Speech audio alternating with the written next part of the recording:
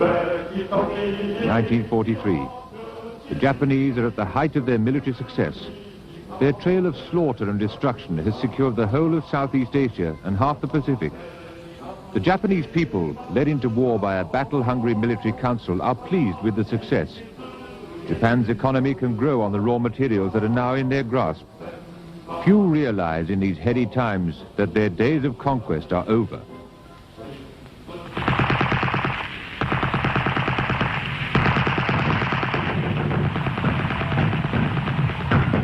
The Americans have already taken Guadalcanal and thus secured their lines of communication across the Pacific. It had been a baptism of fire for the Americans, who had lost 1,600 men in this one landing alone. But the implications for Japan had been worse. The Japanese gamble had failed. The new Japanese empire was not going to be left alone. The United States did not intend to cut its losses. The news of the Japanese conquests had brought about an angry determination in the hearts of all Americans. It was not a matter of simply liberating these territories now under the Japanese yoke. They intended punishing the Japanese by inflicting on them a total defeat. It was not a matter of simply defeating the Japanese. They intended to root out the whole military structure that had begun the reign of terror. It was to be total war. And to wage this war, the Americans were prepared to throw in everything they could.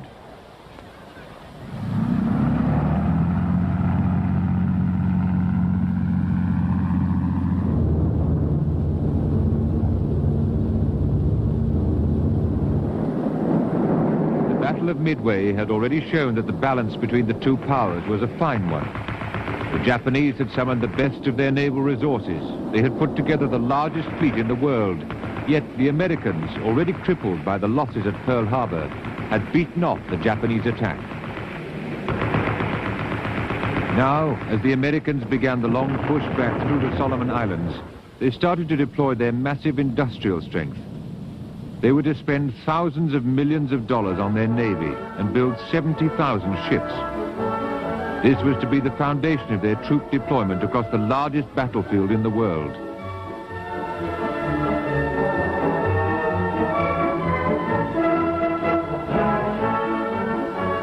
They built over 200,000 planes, 84,000 tanks,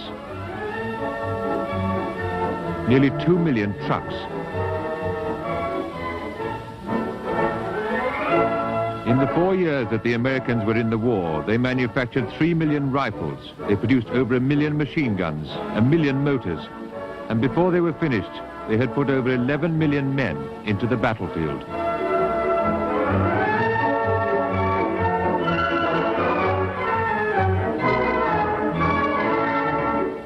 Combat fighting lasted a few hours, sometimes only a few minutes. Most of our life from month to month was rather boring, just crossing the Pacific, which was not Pacific at all. It was full of tremendous typhoons, which really were more a source of concern to us than the Japanese. These typhoons, which started in the Philippines and went across the Pacific to the Bering Sea, did a great deal of damage, and one struggled for days to stay afloat. I think we lost more destroyers to typhoons than we did to the Japanese submarines. The vast area of the Pacific was too much for one commander alone. It was split into two. General Douglas MacArthur, who had set up his headquarters in Australia after leaving the Philippines, was given command of the southwest Pacific area. MacArthur was to strike northwest to the Philippines. A flamboyant personality, MacArthur operated almost as an independent power. The American chiefs of staff negotiated strategic agreements with him rather than issued him with orders. Throughout the war, he was to remain aloof and to put his personal stamp on the Southwest Pacific. And though he was under instructions to coordinate his plans with the campaign in the Central Pacific, his relations with the commander of that area, Admiral Nimitz, were extremely bad. Admiral Nimitz, who was the commander-in-chief of the Pacific, a man who was modest and calm, very well liked, and a great diplomat, which was important because he was caught between General MacArthur, who commanded the Philippine area, the Western Pacific, and who was quite temperamental, and Admiral King, who was Chief of Naval Operations in Washington. Admiral King was a man cold and hard, who said, when President Roosevelt called him in to be the Chief of the Navy, said, when the going gets tough, they always pick the sons of bitches.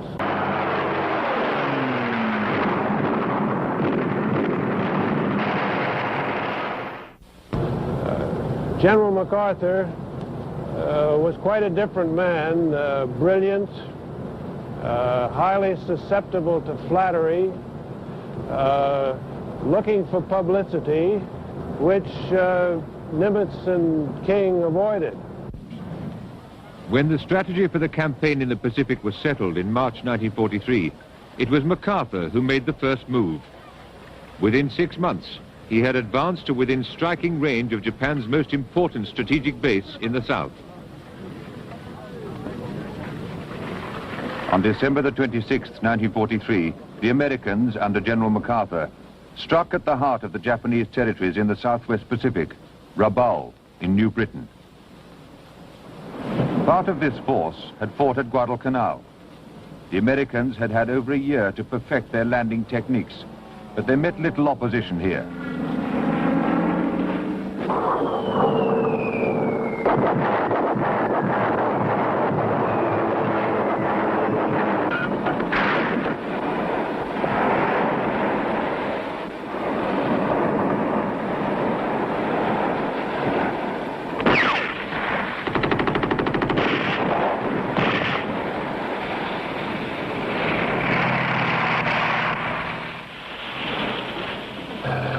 But when they moved inland, the Marines found themselves sinking into thick jungle. The undergrowth, the mosquitoes, the swamps, and the violent tropical rainstorms were harder to overcome than the Japanese.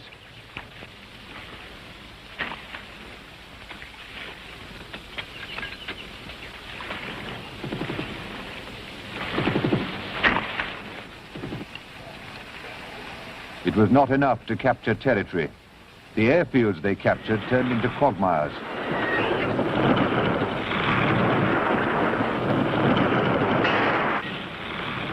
Their air cover was cut. Their wounded could not be flown out. It was to take them 3 months to get a firm grip on New Britain, and Rabaul was bypassed and never taken.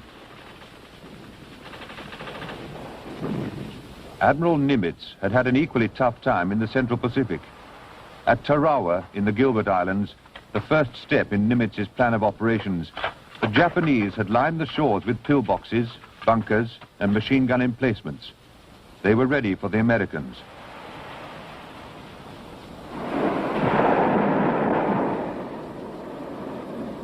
But the Americans were ready too, with plans that were to turn Tarawa into the scene of one of the bloodiest battles of the Pacific. They began a constant bombardment of the Japanese positions, but it was not enough. When the Marines landed, they could not get off the beaches.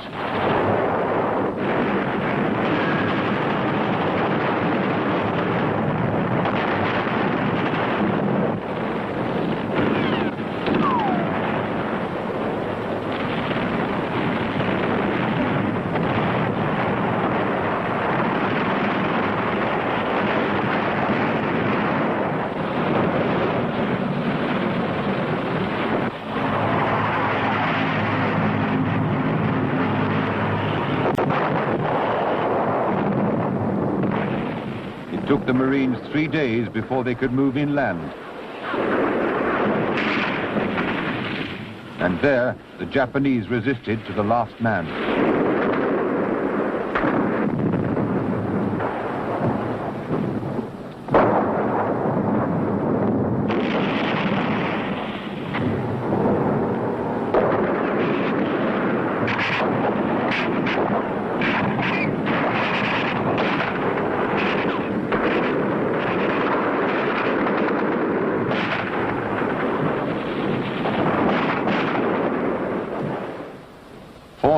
Japanese defended Tarawa.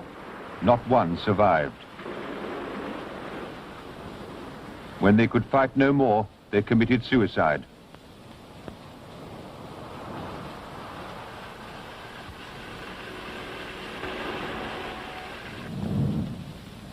In Japan, the Emperor's birthday parade went on as usual.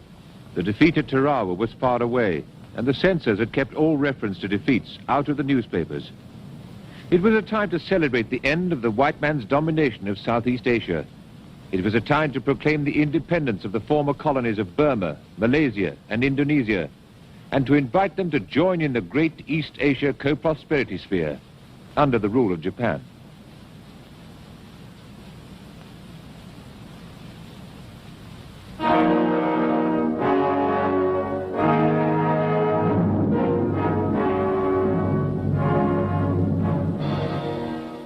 The newsreels proclaimed this new empire. Now we have laid the foundations for the future, they said. For generations, the people of Eastern Asia have lived under the domination of the English, the Dutch, and the Americans. Now these people have thrown off the yoke of the oppressors. Thanks to the heroic efforts of our armed forces, they have joined with their liberators in the new Great East Asia co-prosperity sphere.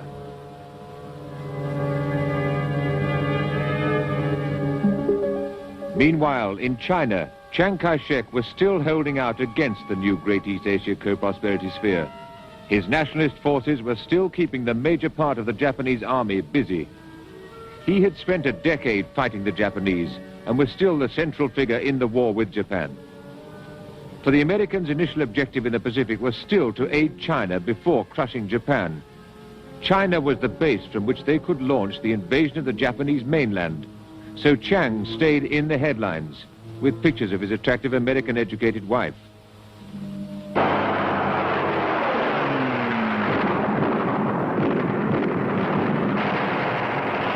Now that the Japanese had occupied Burma and cut Chiang Kai-shek's last land link with the outside world, the only way his allies could communicate with him was by air from India, over the mountains north of Burma, some of the worst flying country in the world.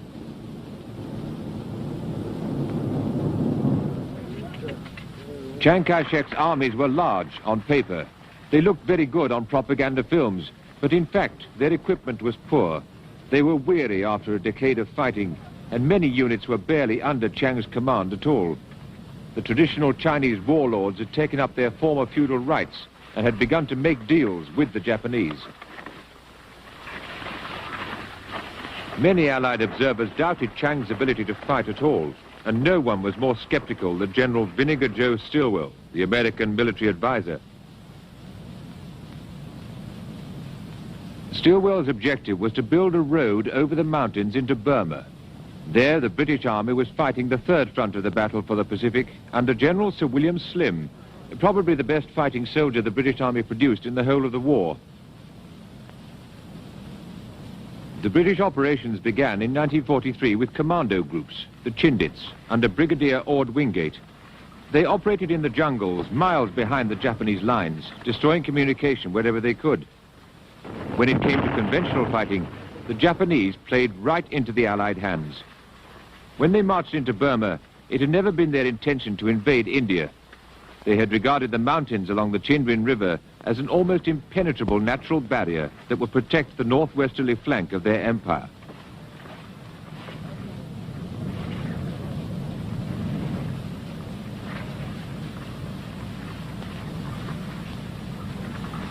The British guerrilla tactics, however, changed their ideas. The Chindits could get through the mountains and hit them with force.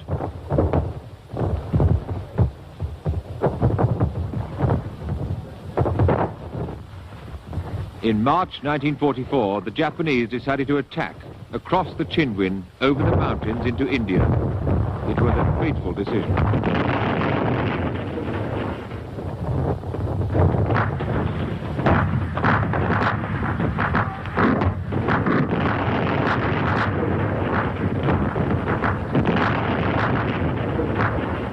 The British held firm. Before them, the Japanese exhausted themselves. Their lines of communication stretched through miles of almost impenetrable jungle, always prey to the British guerrillas still lodged there. Eventually, it was the Japanese who fell back, and then began the Allied advance.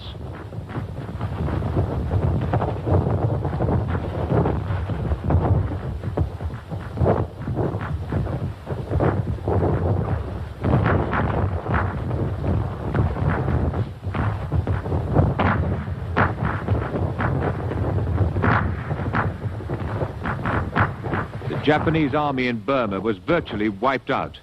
They lost about 53,000 men out of an army of 85,000.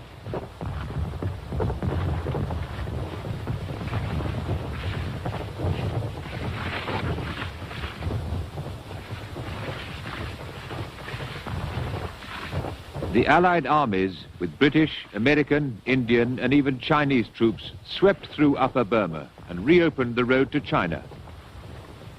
The next year, under their new commander-in-chief, Lord Louis Mountbatten, the Allies went on to greater victories. Burma turned into a disaster for the Japanese, as had been Tarawa and Rabaul. But there had been others by now, so shattering that the Japanese censors could no longer hide the truth. Nimitz in the Central Pacific had reached the Marianas and was ready to strike a death blow to the Japanese carrier fleet. June the 19th, 1944, disastrous day for the Japanese. 300 American fighters took part in the battle, and they were to shoot down as many of the Japanese planes. 2/3 of the Japanese fighter strength in the area was to be destroyed.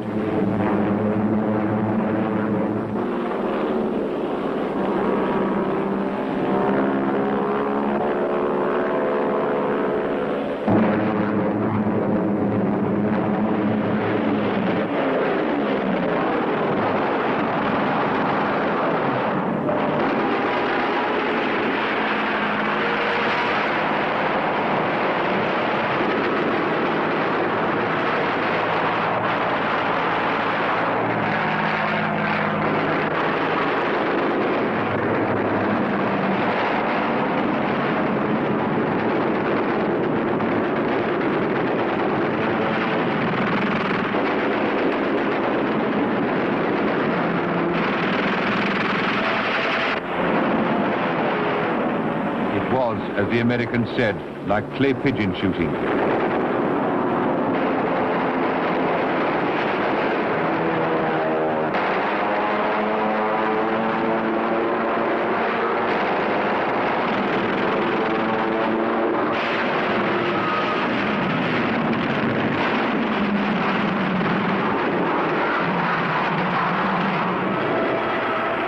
When the Japanese fighters were overcome, the Americans turned on the Japanese fleet.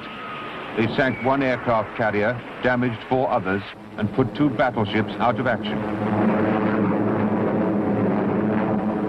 But they were now 300 miles from their own carriers, tired, short of fuel, some with damaged planes. They were often unable to judge their approaches correctly as evening came on. They had lost 20 in the battle. They were to lose 80 on the return.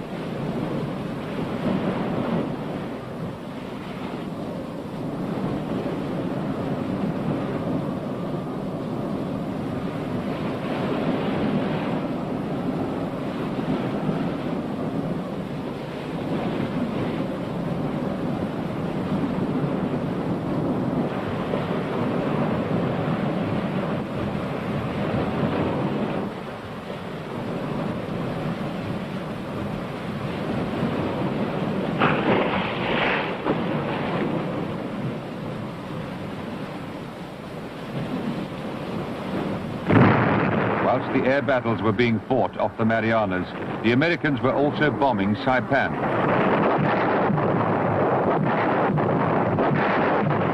The Marines were meeting the same kind of opposition they had met at Tarawa. It took them over 3 weeks to take this island, only 10 miles wide and 4 miles across. They lost 3,000 men, but they killed 26,000 Japanese.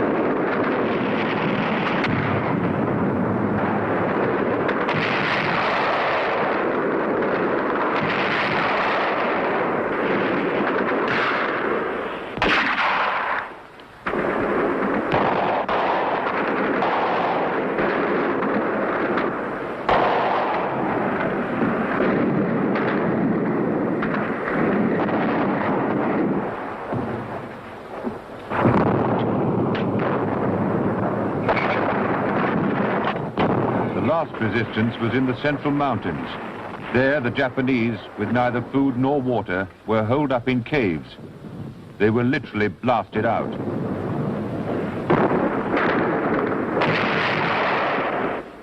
When there was no resistance from the caves, it was because the defenders had saved their last bullets for themselves. Japanese civilians also were holed up in the caves. They too committed suicide.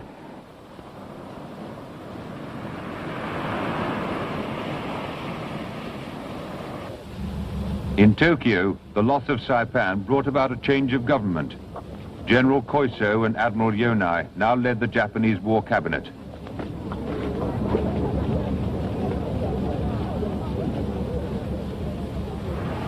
Everything was now to be directed to the war effort.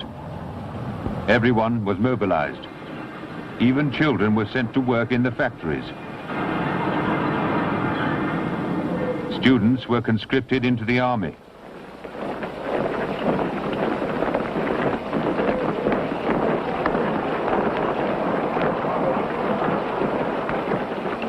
This was the time when the ashes of the dead of Saipan arrived in Tokyo.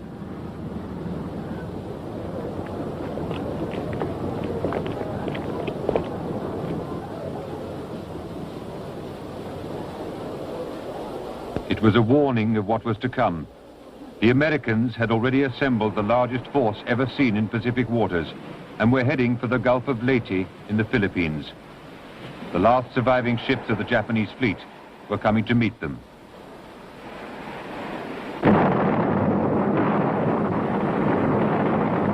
The Japanese began well.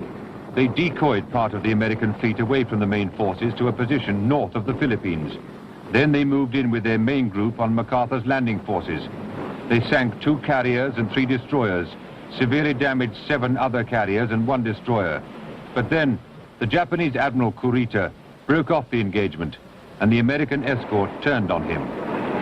The invasion force carried on unhindered.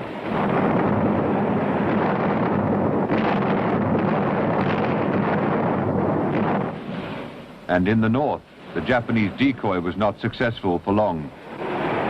Admiral Halsey noticed the virtual absence of planes on the Japanese carriers. There were only 116 planes on all 4 carriers. The Americans immediately sent their fighters into action.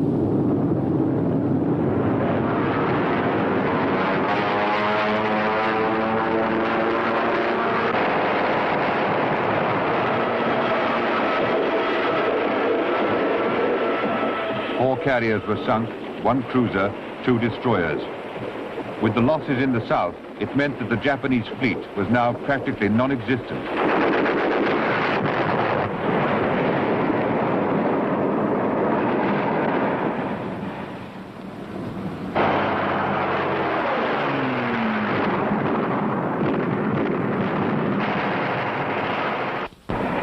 And now, the Americans reached the Philippines. In October 1944, they landed at Leyte, where there was no opposition.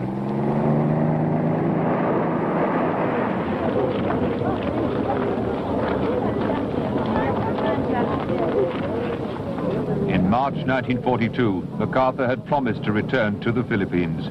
Now he kept that promise.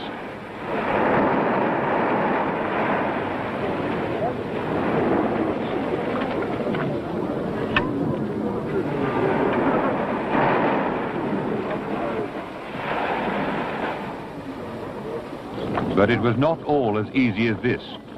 In the main island, Luzon, the Japanese held out. Manila, the capital, had to be cleared yard by yard.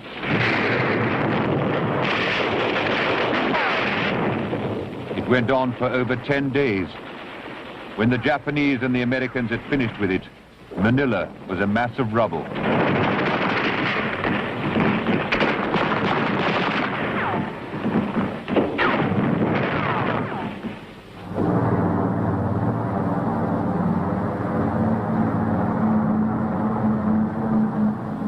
It was almost a year before MacArthur declared the Philippines liberated. It had been a long way back. But MacArthur was not to be first to strike at the Japanese mainland.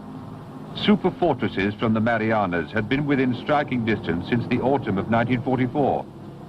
They could carry 6 tons of bombs, and they had a range of 3,000 miles. The B-29s raided Japan every 4 or 5 days from December 1944. There were 60 to 90 bombers in each attack. Their main targets were the industrial areas, the harbors, and aircraft factories. But they were not very successful in hitting these targets. Bad weather and inadequate training meant that many of the bombs fell on civilian areas. The Japanese had no reply to the firepower of the fortresses. The only way they could stop them was to ram them.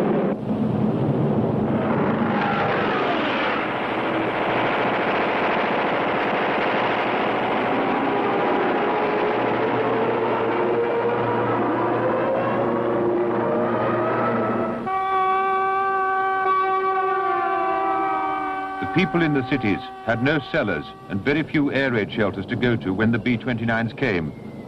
Their wooden houses were no protection against the American bombs. They soon caught fire.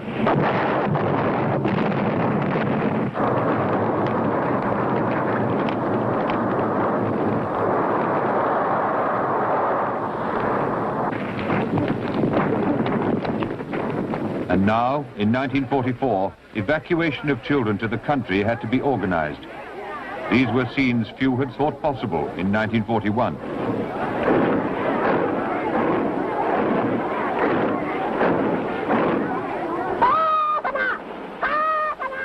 While the children were being organized in their evacuation camps, their parents in the cities were also being organized for the last effort.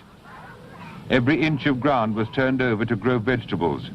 Even units of the Army Reserve were detailed to work in the fields. Japan prepared for a long siege.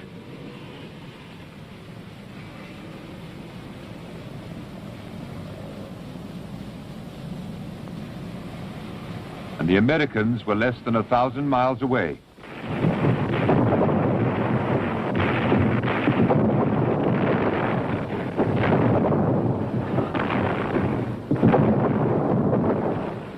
Admiral Nimitz was now preparing to invade Iwo Jima in the Bonin Islands.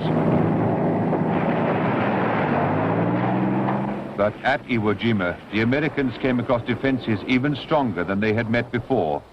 The Japanese had transformed Iwo Jima into an anthill of heavily fortified pillboxes, connected by tunnels.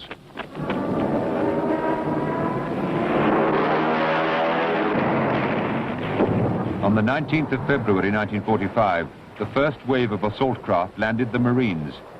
They could not get beyond the beaches. They were under heavy fire from positions they could hardly see. Casualties were heavy.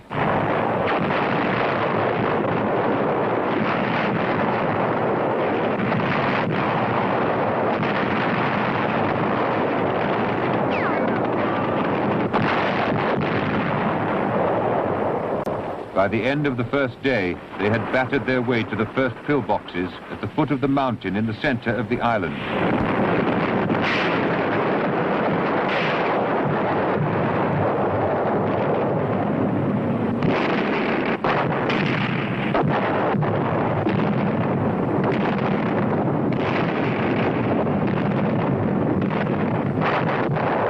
But when the morning came, it was as if they were only starting. The Marines were trapped at the foot of the mountain. The Japanese overlooked their positions. Only a continued air and naval barrage saved them.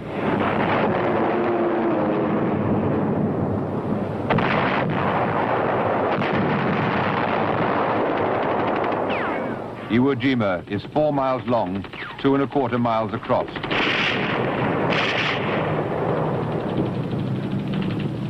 The Americans were over a month in taking it.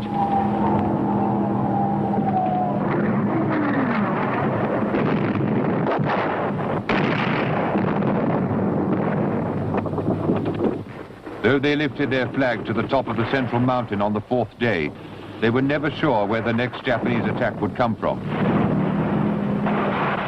In the end, it was the sheer weight of their firepower that won Iwo Jima for the United States. But they lost 7,000 men, and the Japanese dead numbered 21,000.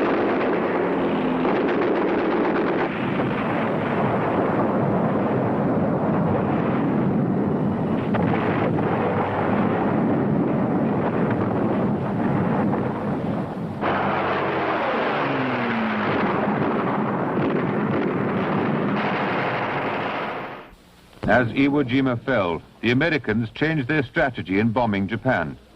General Curtis LeMay decided to switch from high-altitude bombing to low-flying incendiary raids. The objective, to break down Japanese civilian morale.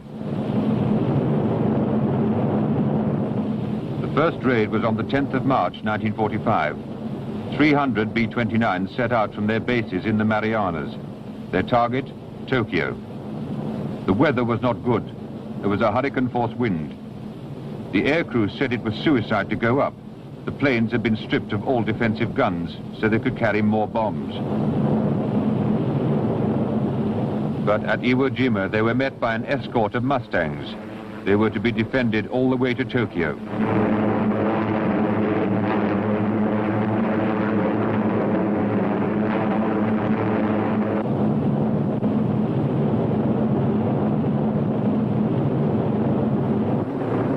B-29s on the Tokyo raid carried more than 1,600 tons of bombs, mainly clusters of incendiaries and napalm. At midnight, a deluge of fire fell on Tokyo. It lasted for 3 hours.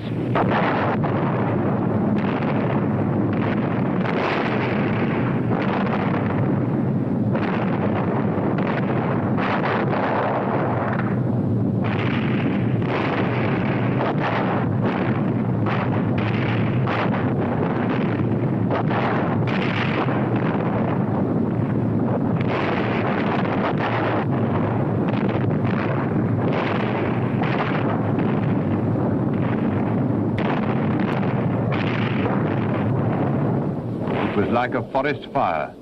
The flames were whipped across the city by the hurricane-force wind.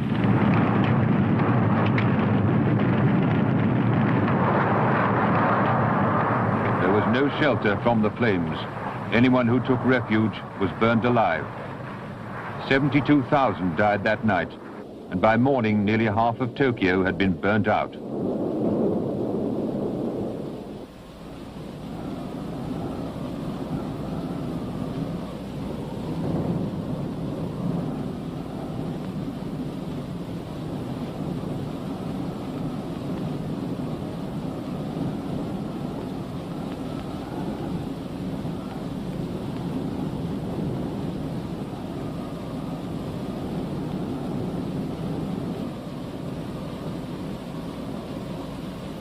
The royal palace escaped destruction.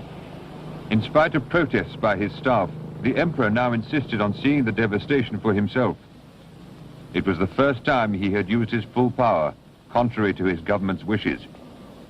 He was appalled by what he saw in Tokyo. Japan could conquer no more. The defense of the country was now the only thought, and a defense that no one could have imagined. For one American battleship, one plane, and one life. The suicide pilots, the kamikazes.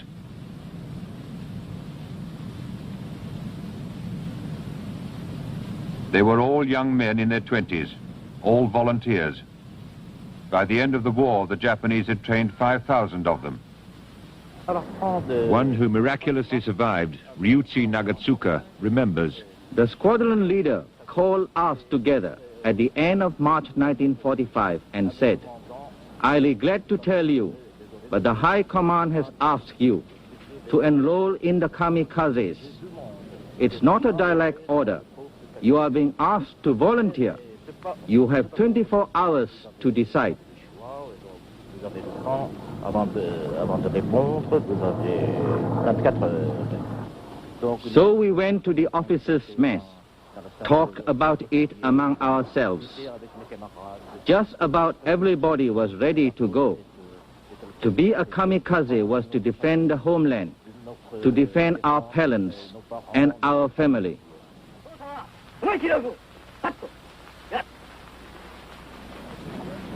They trained on wooden simulators, for they could not spare the fuel for training in the air.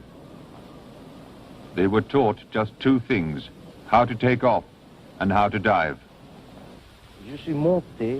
I got into the plane, but then I got down again and touched the soil of my homeland for the last time.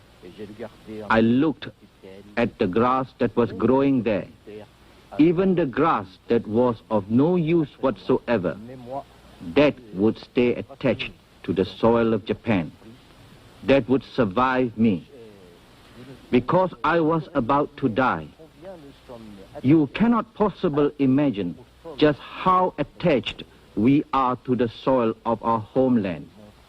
I tried to think of the faces of my parents, of my younger sister, but I couldn't. The emotion of the moment had even blotted out these memories. These young men were the ultimate expression of the dedication of the Japanese people to their nation and their emperor God. Their name, kamikaze, meant divine wind, and they had an aura that was reflected in their song. We go to battle shielded by our divine force. We leave the mountains of our homeland, and as we die, we salute our emperor God.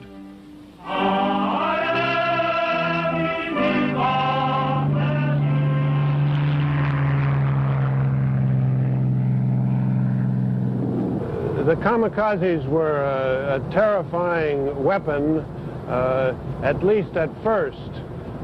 But it was a sign to us that the Japanese knew that they had lost the war. Kamikaze was just a flyer with very little experience trying to crash on a ship. Hardly any evasive action, just a dive. So if you were in the right position, you could shoot it down pretty easily. But where it was very, very bad is for people on board ship. My destroyer, the Lamson, was hit by a suicide pilot who struck the ship just behind the bridge. And everyone on the bridge, except myself, was killed or wounded. And the survivors had to jump in the water to save themselves from the flames. In 2 weeks, in our group called a division, of eight destroyers, we lost half, either sunk or damaged, by the kamikazes.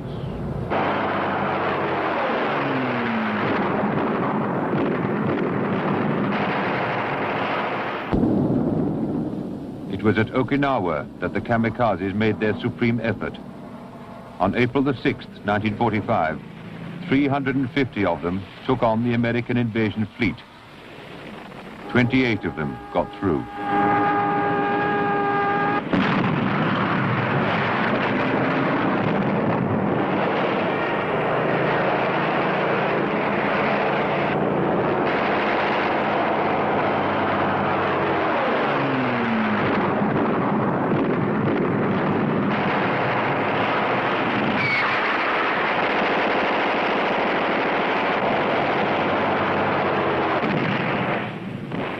As a force, the kamikazes were a serious threat to the American fleet.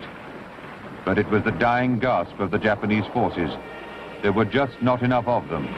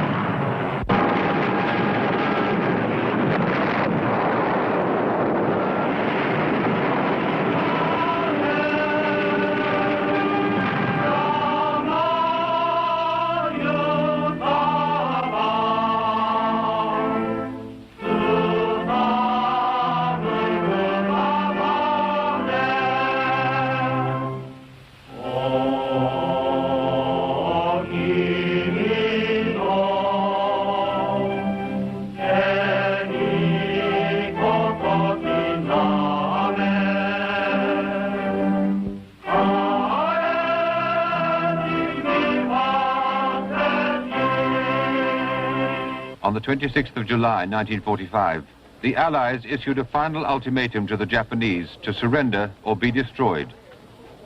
Civilian members of the Japanese cabinet had already made peace feelers through the Russians, though their military colleagues did not know this.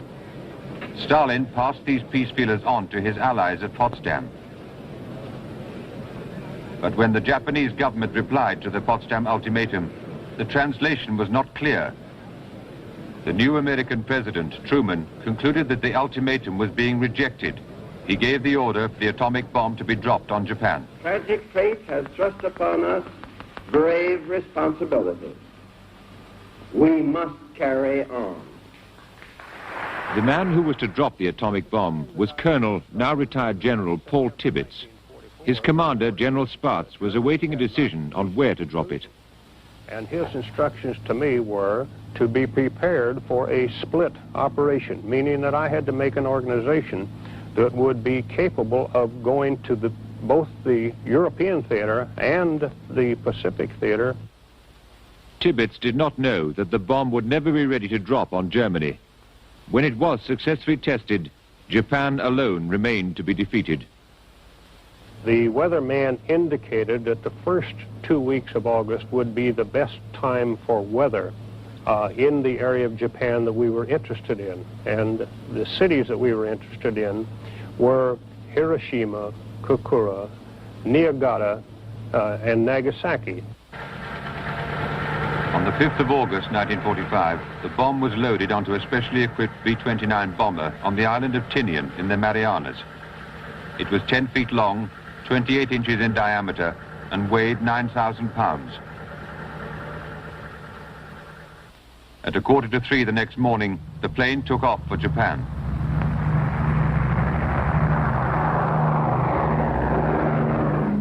The target selected was Hiroshima, an industrial town of 380,000 inhabitants. The people of Hiroshima had so far been spared American air raids.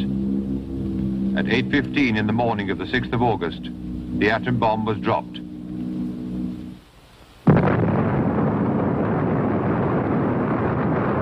There was a blinding white flash, then a shock wave that lasted about a second, and in that time, 4 square miles of Hiroshima were obliterated.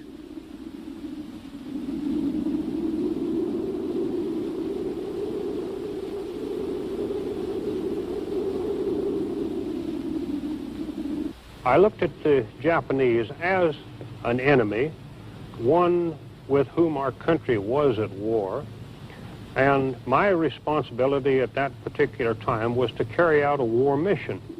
65,000 buildings collapsed, and houses were completely destroyed a mile from where the bomb fell.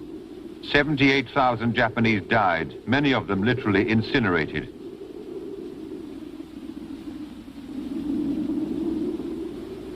"51,000 people were badly injured.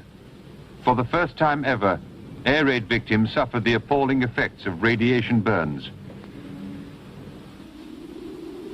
3 days later, a second atomic bomb was dropped on Nagasaki. This one did less damage as it did not explode over the center of the target area. Nevertheless, 24,000 people were killed, and of the 43,000 injured, many were later to die a slow, painful death from the lasting effects of radiation.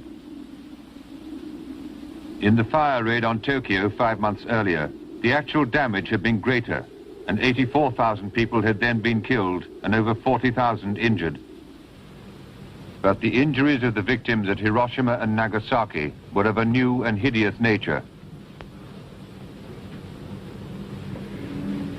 The psychological effect of the atom bomb on his people was such that the emperor personally made the final decision to end the war. On the 15th of August, the Japanese people heard his voice for the first time. In a radio broadcast, he told them that he was surrendering on their behalf and that the war was over.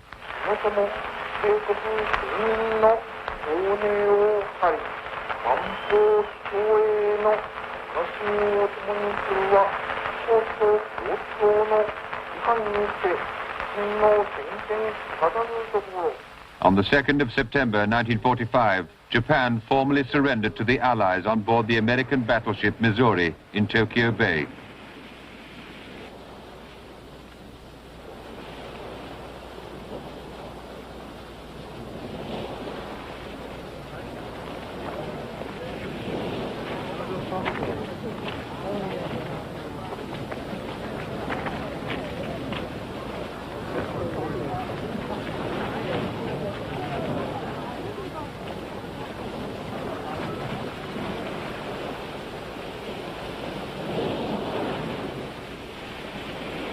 General MacArthur, in charge of the proceedings, called on the Japanese Foreign Minister Shigemitsu to sign the instrument of surrender. I now invite the representatives of the Emperor of Japan and the Japanese government and the Japanese Imperial General Headquarters to sign the instrument of surrender at the places indicated.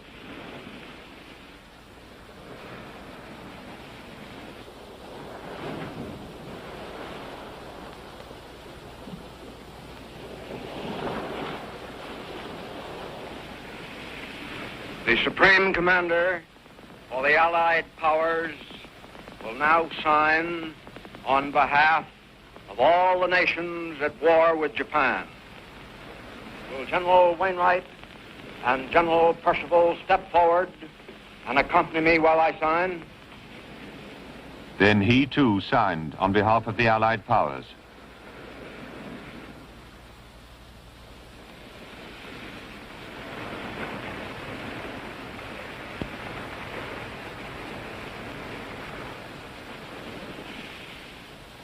It is my earnest hope, and indeed the hope of all mankind, that from this solemn occasion a better world shall emerge out of the blood and carnage of the past.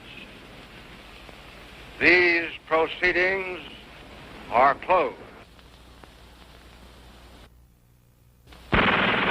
15 major battles of the Second World War. Their impact was enormous and decisive. See newly released documentary footage on the dramatic encounters in the Atlantic and the Pacific. See the great historical battles in Russia, the Normandy landing, the bombing of Berlin, the invasion of Italy. See the big battles of World War II, the fateful encounters upon which hung the destinies of men and nations. See the big battles.